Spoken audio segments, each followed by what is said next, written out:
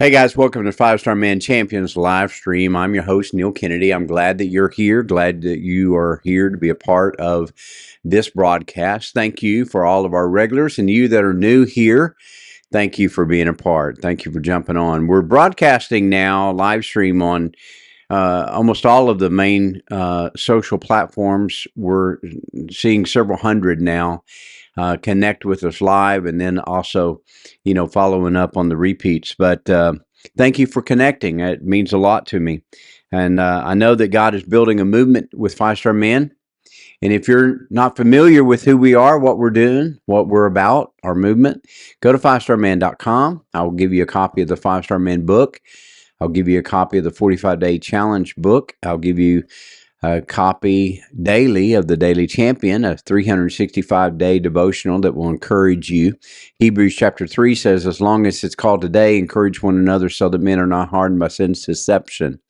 So we want to be there, and we want to help you and help you succeed in your pursuit of biblical, authentic manhood. We'll also give you the 5-passage video curriculum, which, by the way, we've had over 900 men who have initiated the beginning of their personal pursuit of authentic manhood, biblical manhood, at Five Star Man this year.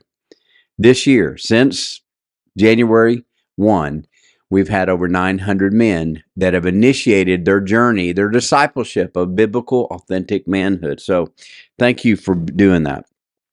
We're going to get into tonight's teaching. I'm excited about this new series, Leave the Cave. It's based on my book, Leave the Cave. You need to get a copy of this. If you don't already have a copy of this, go to FivestarMan.com and get you a copy. As soon as you make a donation for the book, you will get an electronic version. So you don't even have to wait in order to read it. You will be able to start reading it immediately. All of our books are donation only. I know that you're generous. Galatians chapter 6, verse 6 says that those who receive the word are to share their increase with those who instruct the word. So I know that you'll be generous. This is how one of the primary ways we fund Five Star Man is through our champions, our partners. And we want to make everything that we do available to you. It's here for you. So go to FivestarMan.com, get your copy, and I believe it's going to be an incredible help to you. You're going to want to get more than one copy, and you're going to want to invite guys to be a part of this series over the next 8 weeks. Tonight, we're talking about passivity paralyzing men. I'll get right into that in just a moment. Go to John chapter 5, verse 6 through 9. But before we start teaching, I want to encourage you, go to FivestarMan.com events page and register now for the authentic Five Star Man Conference. We're going to have Dr. Daryl Wooten, who is the overseer of the Assemblies of God in Oklahoma. We're going to have Pastor Bruce McCarty. We're going to have Ted Miller. We're going to have George Sawyer, myself, Mark Prado, Paul Woods, Sam Halbrick are also going to be supporting us and communicating. So I want you to go ahead and mark down on your calendar March 1st and 2nd, Tulsa, Oklahoma. We already have registration open. We have registrations from California, from Colorado, from Kentucky, from different parts of the country, and obviously from right here in this area. So don't miss it. Whatever you do, we're going to make some announcements at this authentic Five Star Man Conference that is unprecedented for our movement and what it's going to be. Here's what I know. I'm going to go ahead and tell you, here's what I know. The Holy Spirit is going to purge and purify men in one of the sessions at the authentic Five Star Man Conference that I absolutely believe will change the lives of men. So I've got a lot of anticipation for it. So go ahead and register. Bring about 10, 15, 20 men with you, and believe God with me that we're going to be able to see some great things happen. All right, let's get into tonight's teaching. In John chapter 5, we're going to be looking at verse 6 through 9. John chapter 5, verse 6 through 9. What you're going to see is what I want to share with you, talking about how men are paralyzed by passivity. We're talking about leave the cave, and I'll get into the example of David in the cave of Adullam and so forth, but we're going to do that later actually in this series. Tonight, we're actually going to address the very issue that I think is the greatest challenge of manhood of our time. The greatest challenge of manhood in our time is really not toxic masculinity. When we say toxic masculinity, our definition of that would be just someone who is outside of Christ, who is living, attempting to live a masculine male without the redeemed portion or the redemptive process of Christ. So they're living in the fallen nature of man. So a man who is living in sin, we would call toxic. Now, when the world and the woke culture refers to toxic masculinity, they're actually, and many times referring to what you and I believe is to be godly masculinity, where we are to be strong, we're to be leaders of the men of the home, we're to be protectors of our wives and our children, and we're going to stand up against evil. So we're going to get into tonight's teaching, and I want you to see that the real issue with manhood in our time, again, is really not toxic masculinity. It's passive masculinity.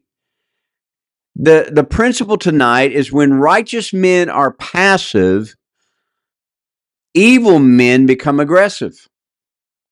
And we're seeing that in our culture today. There is this incredible propaganda to paralyze men from taking action for what is right. And if we don't take action for what is right, the malevolent rise up to take hold of everything that we hold dear. We're seeing it in our culture. And there's a lot of times that guys want me to get down into the very specifics and the details of what's happening in our cultures and use examples politically and use examples culturally. And I could do that, but all of that is peripheral. All of that is actually outside of the main issue. You and I are fighting spiritual warfare. And all that you're seeing on the social platforms, all that you're seeing in the news and so forth, all of that is many times distractions from the real issue. And the real issue of our time is that men have been paralyzed from stepping into what God has called them to do. Let me use for the example this man here in John chapter 5. John chapter 5, Jesus went up to Jerusalem for one of the Jewish festivals. And now in Jerusalem, near the sheep gate, is a pool, and in Aramaic is called Bethesda. You've heard the term Bethesda. There's churches named Bethesda after this. There's towns and cities in Washington, D.C. There's Bethesda. So this pool is surrounded by 5 covered colonnades. So these Roman colonnades, these porticos are around this pool, and a great number of disabled people used to lie there. Now the blind, the lame, the paralyzed. And one who was there had been an invalid for 38 years. For 38 years, this man has been lying there. We don't know how old he is, but we know that for 38 years, he's been paralyzed. And he's lying there, and Jesus asked this remarkable question, because you would think that this would be a rhetorical question. When Jesus saw him lying there and learned that he had been in this condition for such a long time, he asked him, "Do you want to get well?" Now, guys, that's a very important question. And that's not rhetorical at all. Jesus is being very specific. Do you want to get well? Guys, I've realized that in my dealing with men, not everybody wants to get well. Not every man who is been victimized by pain wants to be free of it. Not everyone who has been addicted to a substance wants to be free from it. Not everyone who has been dominated by the spirit of Ishtar, which is pornography. And again, guys, if you've not gotten my book, Betting Ishtar, you don't understand that when you are having relations with porn, you're actually having sex with demons. So not every man who is dealing with porn wants to be free. Not every man who has been paralyzed by passivity wants to be set free. They don't want to be on their own 2 feet. So this is not a rhetorical question. This is not a stupid question. Jesus is asking, what is in your heart on this matter? Do you want to get well? That question sets the stage for the next action. Now, his response is, "Sir," the invalid replied, "I have no one to help me get into the pool when the water is stirred. While I'm trying to get in, someone else goes ahead of me." Now, this is his response to someone he obviously doesn't know who he is speaking of yet. Because he says, "Sir," he doesn't say "Lord." He's not heard. He does not know who is asking the question. And so he says, "Well, sir, yeah, every time that I see the water stirred." Now, what would happen is somehow the springs would stir. And when they did, it got in the minds of the paralytic and the blind and those that were sick that there were magical powers in getting into the healing waters. And so they would jump into these waters with the anticipation that they would be healed from that. And he is saying, no one is ever helping me get free from this. No one is ever here at the right moment. No one is, and that's what a lot of people that are bound and paralyzed and addicted and controlled and dominated by addictions. That's why a lot of people, they what they do is they oftentimes, well, you know what, there's no one ever helping me. And they take the victim card and they never take action on themselves. And so he's given this excuse, and Jesus just, he doesn't help him get in the water. He says, "Get up. Get up. Pick up your mat and walk." And at once the man was cured, and he picked up his mat and began to walk. I don't have time to get into all of the ridiculous religious response to this. What I want you to do is focus on what's happening in this and take it as a metaphor with passive manhood.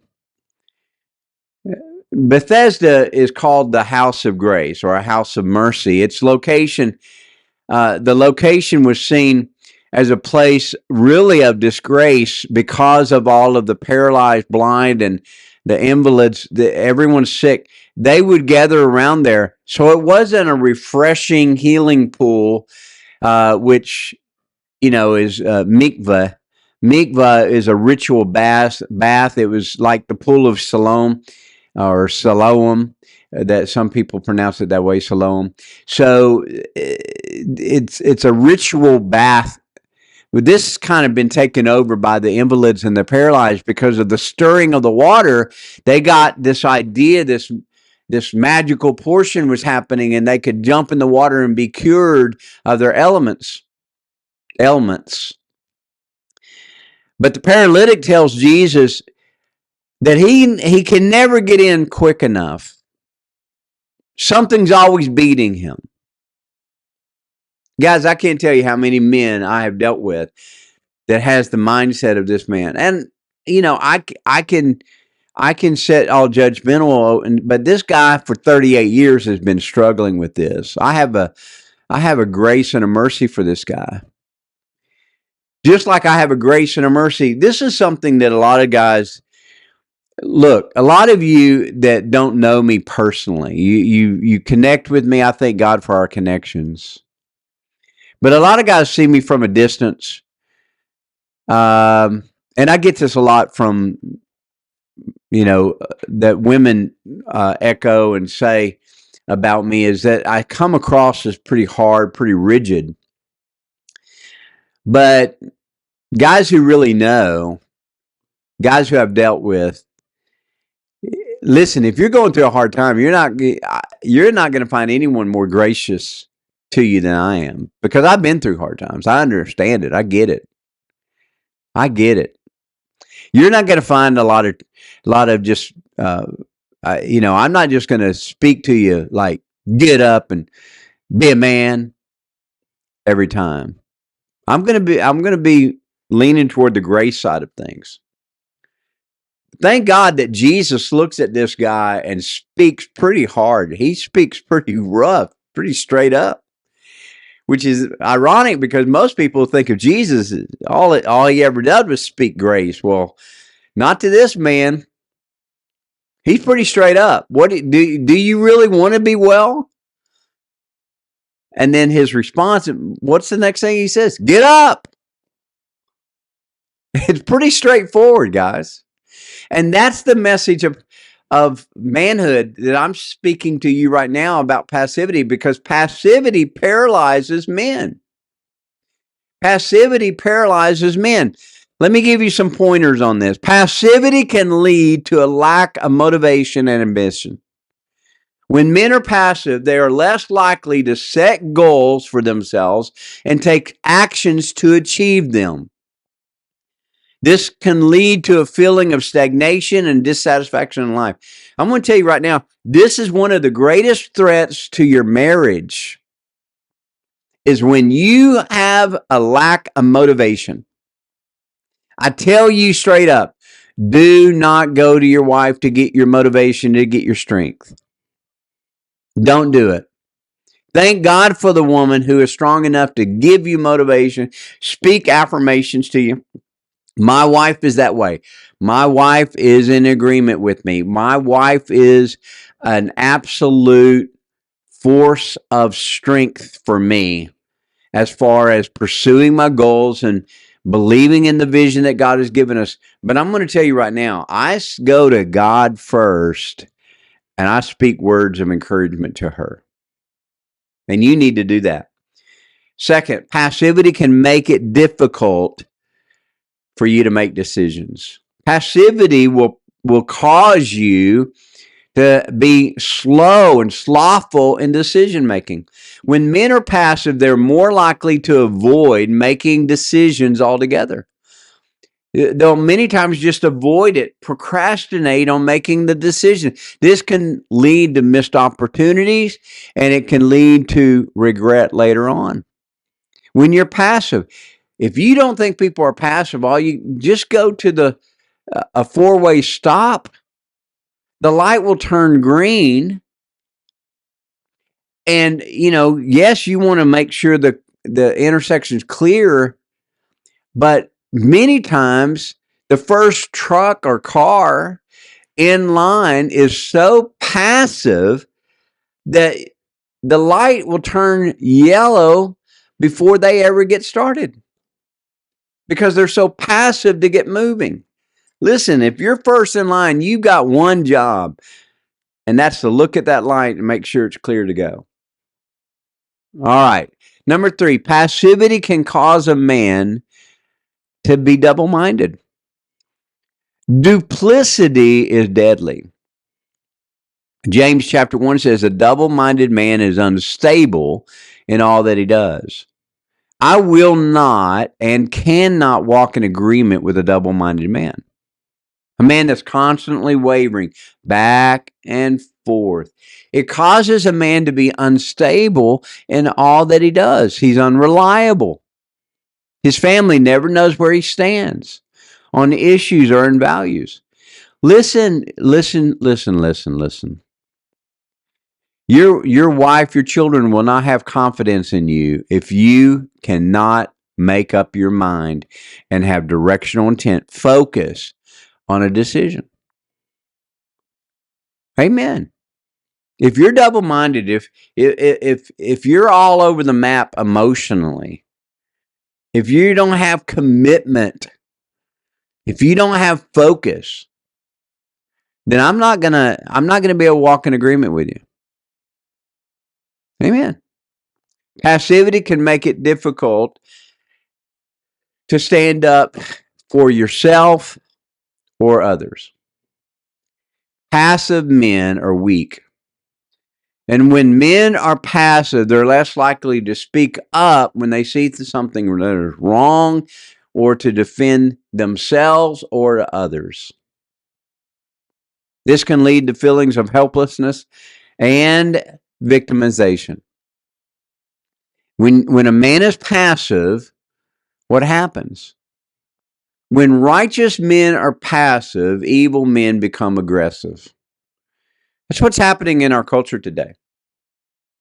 We have leadership today that is so passive when it comes to actually standing up against evil that all of a sudden anarchy is running wild. Anarchy is without rule, without authority, and it's happening in all of our communities, our cities. And it's creeping into the places that have been pretty much protected from that chaos. Now it's creeping in, and I'm going to tell you something. It's all because of passivity.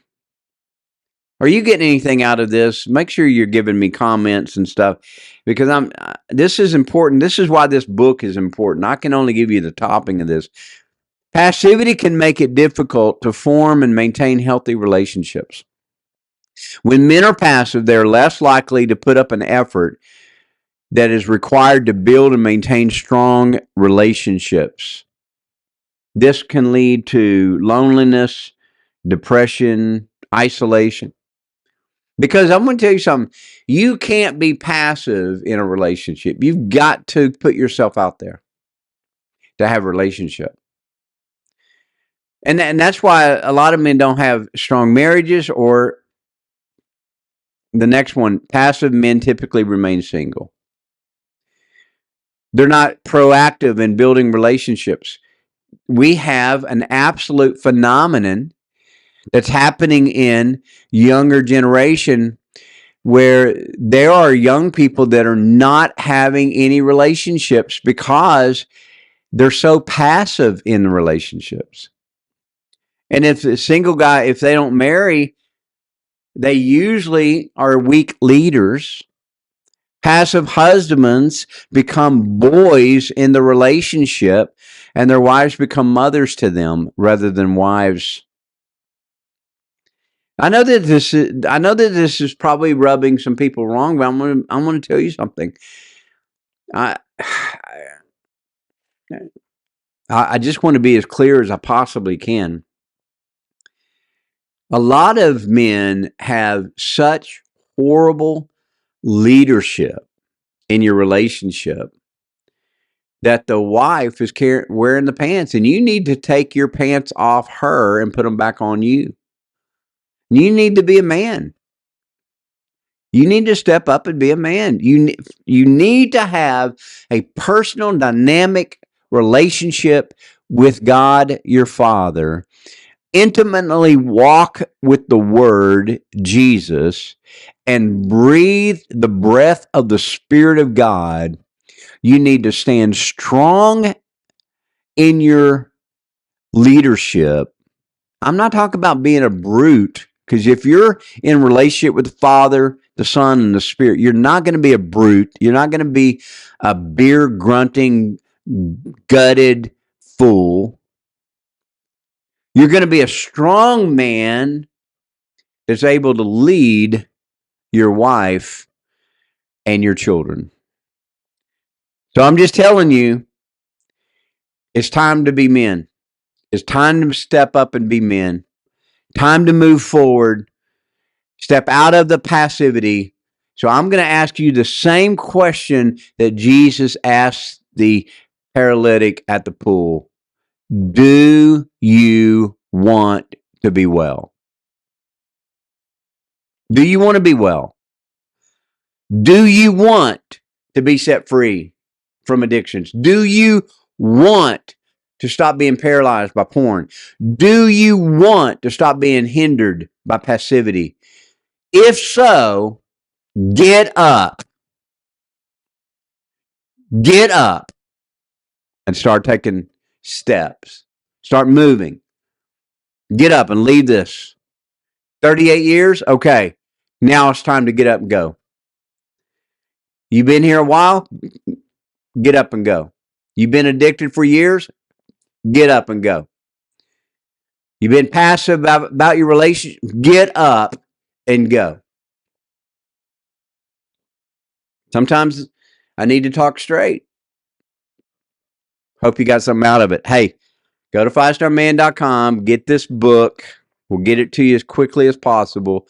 It'll come to you immediately after you make your donation. It'll come immediately. But we'll get the physical copy as soon as we can. We'll get them in the mail to you, shipped to you. Mark on your calendar, March 1st and 2nd. Go to FivestarMan.com. Register now. It's free, but I need you to RSVP so that I can prepare for your coming. We'll see you next time.